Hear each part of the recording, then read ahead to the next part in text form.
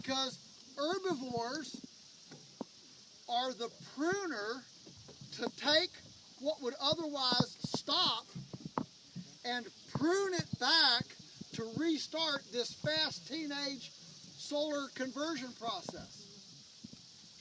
Now, in nature, that is done by herbivores who are moved around by predators and by seasonal rains and by just the mass of the herd looking for something to eat, okay?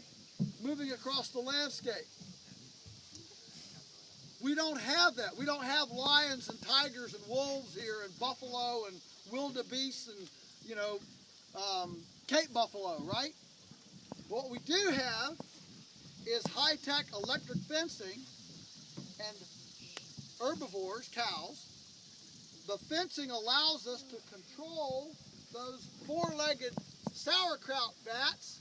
They're basically fermentation tanks, all right, on four-wheel drive.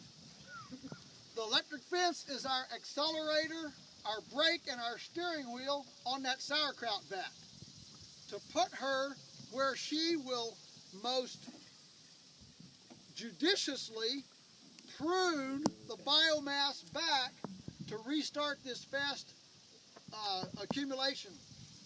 If you study herbivores, and that's why there's so many. I mean, think about, you know, as you go, I mean, there were all sorts of deer and buffalo and pronghorn antelope and bighorn sheep and groundhogs and prairie dogs and, all right?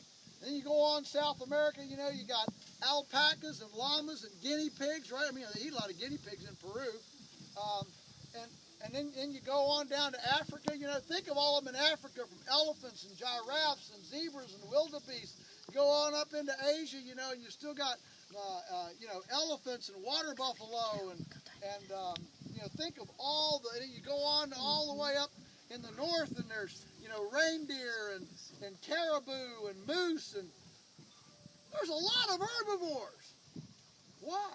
It's because all the vegetation goes through this curve, and just like an orchardist would prune apple trees to stimulate, you know, verdant growth, and an orchardist would prune, a viticulturist would prune a vineyard for verdant growth, healthy growth, so herbivores are designed to prune the biomass.